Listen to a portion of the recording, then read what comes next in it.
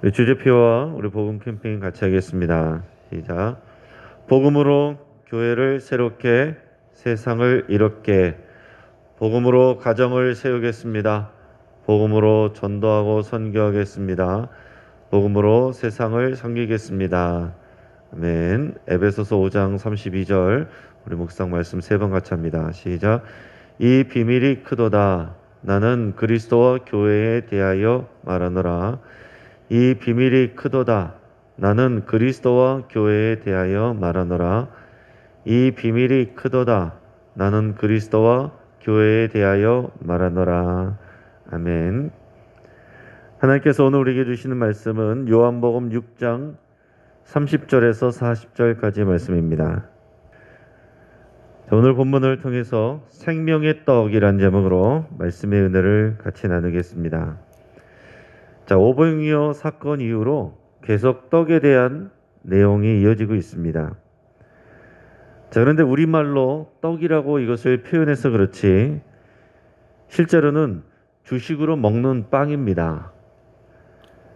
그래서 여기 나오는 떡을 우리가 빵이라고 이해를 해도 되겠고, 이제 다른 우리 한글 다른 번역본들을 보면 주로 빵이라고 이렇게 많이 번역이 되어 있습니다. 우리가 먹는 떡은 보통 우리가 주식이 아니라 간식처럼 여기기 때문에 우리 입장에서 보면은 차라리 밥이라고 생각해도 맞겠습니다. 그런데 여러분, 우리말로 빵이라고 하는 이 말이 그럼 실제로는 외국어에서 왔다는 것을 알고 계십니까? 이 빵을 의미하는 단어가 두 가지 종류가 있는데, 빵으로 읽는 세계사라는 책에 보면은 재미있는 설명이 나옵니다. 전 세계적으로 이 두 가지 단어의 이제 뿌리가 있습니다. 하나는 영어로 빵이 브레드죠. 이 비슷한 말들이 있어요. 독일어는 브로트라고 그러고, 이것은 다 네덜란드어의 브로트라는 말에서 다 연관돼서 브레드, 브로트 이렇게 하는 말이 있습니다. 그리고 다른 하나는 프랑스어로는 뺑, 이탈리아어로는 파네, 스페인어로는 팡, 포르투갈어도 팡인데 이것은 라틴어 파니스에서 나온 말이라고 합니다. 이게 두 가지 종류의 빵의 의미가 있어요. 그래서 우리나라에서도 빵이라고 하는 것은 우연의 일치가 아니라 이 포르투갈어 팡이 일본을 거쳐서 또 우리나라로 전해지면서 우리가 이것을 빵이라고 부르게 된 거다라는 것입니다. 이 빵은 기본적으로 서양인들의 주식이기 때문에 빵이 부족해지면 폭동이 일어납니다. 그래서 고대 이집트부터 프랑스 혁명, 근래 시리아의 이 제스민 혁명도 결국에는 빵을 구하기 힘들어진 민중이 일어난 그 불만이 터져나온 그런 혁명이었습니다. 그러면 사람들이 자유나 또 민주화를 위해서는 또 특별한 지식과 강렬한 신념이 있는 사람들만 여기에 헌신하게 되지만, 빵 문제는 모든 사람들에게 해당되는 문제이기 때문에, 기본적인 욕구이기 때문에 일반적인 서민이나 민중들이 이런 일들에 다 같이 참여하게 되는 그런 큰 혁명으로 이어지게 되게 되어 있습니다. 그래서 지난 2011년에 이 튀니지에서 시작된 이 아랍의 봄이라고 불리는 민주화 운동이지만, 이것은 자유와 평등을 요구한 가치의 혁명이라고도 할 수 있지만 결국은 이것도 절대 빈곤과 청년 실업, 양극화 해소를 요구하는 빵의 혁명이라고 이렇게 불리고 있습니다. 그러니까 우리가 오늘 성경 말씀을 통해서 이 떡의 문제, 빵의 문제는 오늘날 우리도 전혀 다르지 않다라는 얘기예요. 오늘 본문에서 예수님은 자신을 찾아온 무리들과 이 떡의 문제, 그 빵의 문제를 말씀하고 계십니다. 오늘 본문의 30절, 31절 말씀을 같이 읽겠습니다. 그들이 묻되 그러면 우리가 보고 당신을 믿도록 행하시는 표적이 무엇이니까? 하시는 일이 무엇이니까? 기록된 바 하늘에서 그들에게 떡을 주어 먹게 하셨다 함과 같이 우리 조상들은 광야에서 만나를 먹었나이다. 아멘. 예수님을 찾아온 이 무리들을 향해서 그 예수님은 너희들이 떡을 먹고 배부른 까닭에 나를 찾아온 것이다 이렇게 얘기했습니다. 자, 그러면서 뭐라고 그랬습니까? 그 앞부분에서 너희가 썩을 양식을 위해서 일하지 말고 영원히 있는 양식을 위하여 일하라. 그게 뭡니까? 그러니까 그것은 하나님이 보내신 자를 믿는 것이다. 믿는 것이 그 영원한 빵을 먹는 것이다 그랬어요. 이 무리들이 전혀 이해를 하지 못합니다. 이 무리들이 예수님께 그러면 표적을 보여주십시오. 당신이 행하는 그 일이 뭐고 그 표적이 뭡니까? 우리 조상들은 하늘에서 내려온 떡을 먹었습니다. 그런 얘기를 했어요. 자, 이것은 참 무례한 또 어리석은 그런 말이라고 할 수가 있습니다. 왜냐하면 이미 이 사람들은 바로 어제 오병이어 표적을 통해서 빵을 먹은 사람들이에요. 누가 봐도 이 출애굽 사건 가운데 그 광야에서 빵을 먹은 이스라엘 백성들을 생각나게 하는 그 사건을 직접 경험한 사람들임에도 불구하고 또다시 표적을 보여달라고 한다라는 것은 그냥 예수님을 믿지 않겠다라는 태도와 같은 것입니다. 여러분, 사람이요 기적을 본다라고 해서 다 믿는 게 아닙니다. 기적을 보면 우리가 잘 믿을 것 같지만 물론 도움이 될 수는 있어요. 그러나 사람이 기적을 보고 경험을 해도 안 믿는 사람은 안 믿습니다.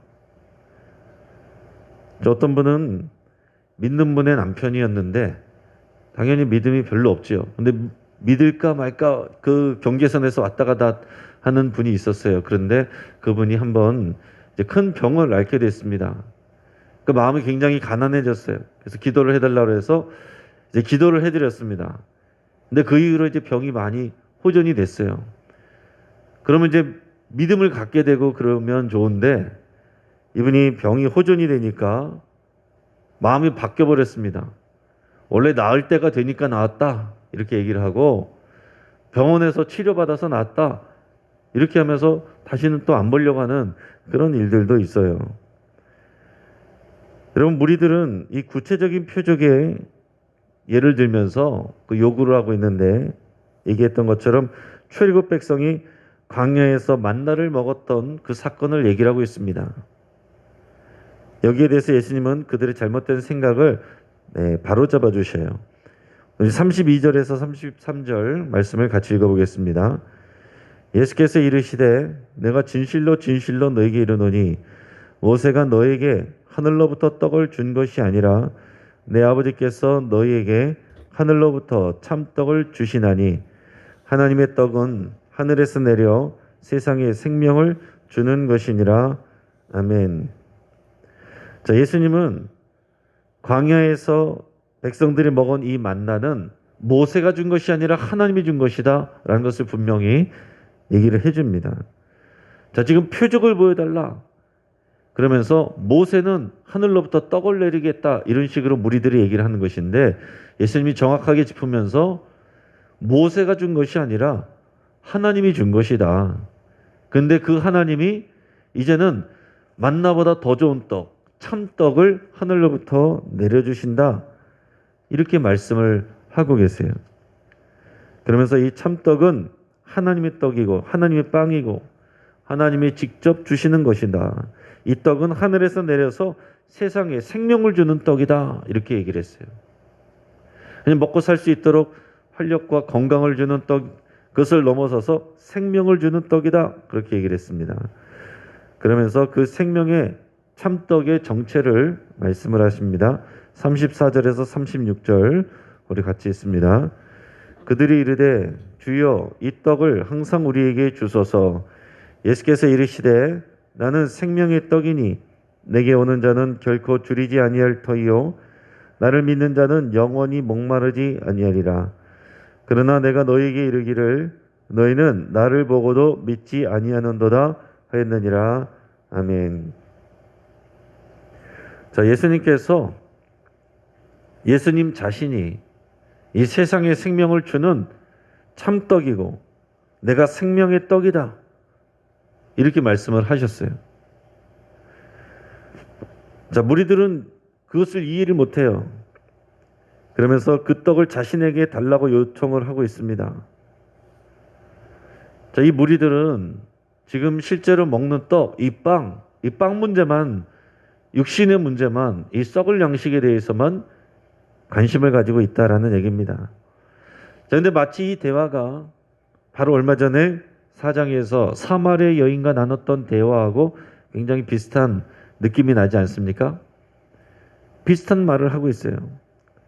사마리아 여인과 얘기할 때도 그 여인이 물을 떠러 왔었고 예수님은 영원히 목마르지 않는 물을, 그 생수를 내가 누군지 알았다면 네가 구했을 것이다. 그런 얘기를 하지 않았습니까? 근데 그 차이점이 뭐냐면 그 사마리아 여인은 예수님의 말씀을 듣고서 믿음을 가졌습니다. 그래서 태도가 바뀌었어요. 그래서 물동이를 버려두고 물의 문제만 가지고 왔었던 여인인데 물동이를 버려두고 예수님을 만난 것에 대해서 사람들에게 전하고 다녔다라는 얘기죠. 하지만 이 사람들은 그런 믿음의 태도를 갖는 변화가 없습니다. 오히려 이 유대인들인데 이 사람들은 여전히 예수님의 하시는 말씀을 이해를 하지 못하고 있어요. 그들은 여전히 이 썩을 양식, 이 땅에서 먹고 마시는 이 빵의 문제, 여기에 묶여 있다라는 얘기입니다. 예수님께서는 나는 생명의 떡이니 내게 오는 자는 결코 줄이지 아니할 것이요 나를 믿는 자는 영원히 목마르지 아니하리라 이렇게 말씀하셨습니다.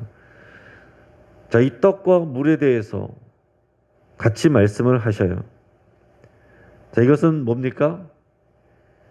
예수님이 지금 말씀하신 우리는 이해를 할 수 있죠. 이 사람들은 그 당장에는 이해를 못했어요. 지금 예수님이 하시는 말씀은 영적인 말씀인데 그것은 십자가에서 찢기시고 흘리시게 될 예수님의 살과 피를 말씀하시는 겁니다. 그러니까 예수님의 생명을 말씀하시는 거예요. 내가 너희에게 생명이 떡이 되고 생명의 음료가 되어서 나를 너희에게 주노니 너희는 이 떡을 먹고 이 음료를 마셔라. 그것은 나를 믿는 것이다. 나를 믿고 나에게 순종하는 것이다. 이 말씀을 이어서 계속하고 계신 겁니다. 예수님은 무리들이 예수님을 믿지 않는다라고 하십니다. 이 사람들은 예수님을 믿으려는 자세가 전혀 돼 있지 않아요. 앞에서 얘기했던 이 사마리아인과 오히려 사마리아 성의 이 수가성 사람들, 그 동네 사람들이 예수님을 믿었습니다. 예수님을 믿을 뿐만 아니라 예수님을 온 세상의 구주라고 이런 고백을 했어요. 그러나 오히려 유대인들, 율법을 잘 알고 있다고 스스로 생각했던 이 사람들은 예수님을 보고도 예수님을 믿지 않고 그 표적을 보고도 여전히 썩을 양식만 붙들고 있다라는 얘기입니다. 자, 이어서 우리 37절에서 40절 말씀을 같이 읽겠습니다. 아버지께서 내게 주시는 자는 다 내게로 올 것이요 내게 오는 자는 내가 결코 내쫓지 아니하리라. 내가 하늘에서 내려온 것은 내 뜻을 행하려 함이 아니요 나를 보내신 이의 뜻을 행하려 함이니라. 나를 보내신 이의 뜻은 내게 주신 자 중에 내가 하나도 잃어버리지 아니하고 마지막 날에 다시 살리는 이것이니라. 내 아버지의 뜻은 아들을 보고 믿는 자마다 영생을 얻는 이것이니 마지막 날에 내가 이를 다시 살리리라 하시니라. 아멘. 자, 예수님이 뭐라고 말씀하시냐면 나는 하늘에서 나를 보내신 이의 뜻을 행하는 것이 나의 일이다 라고 그랬고 나를 보내신 자의 뜻은 뭐냐면 내게 주신 자 중에서 한 사람도 잃어버리지 않는 것이다. 그들에게 영생을 주는 것이다. 그래서 마지막 날에 내가 그들을 죽은 자 가운데 살아나게 하는 것, 다시 살리는 것, 이 부활의 생명에 동참케 하는 거다라고 말씀을 하셨습니다. 자, 이 말씀에 의지해서 본다면 지금 예수님과 대화하는 이 무리들, 오병이어 떡을 먹고서도 여전히 썩을 양식만 추구하면서 예수님 앞에 나와서 믿지 못하고 있는 이 사람들, 뭐가 문제입니까?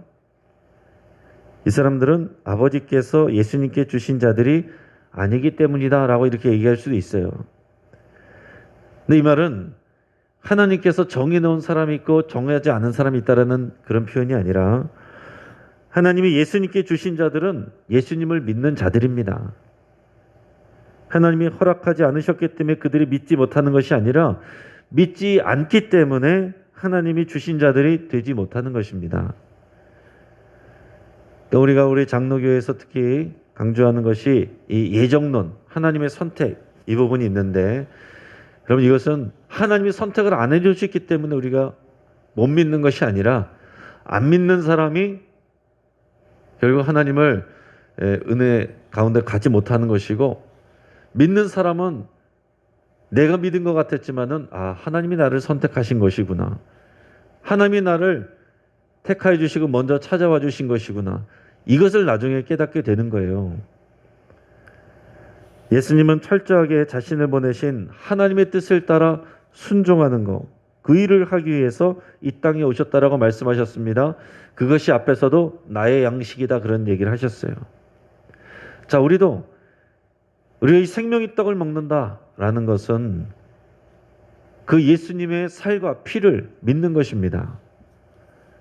그것은 예수님을 내 주로 고백하고 예수님을 통해서 하나님과의 새 언약 관계 안에서 살아가고 예수님의 말씀, 예수님을 통한 하나님의 뜻에 순종하면서 살아가는 것, 이것이 생명의 떡을 먹는 것입니다.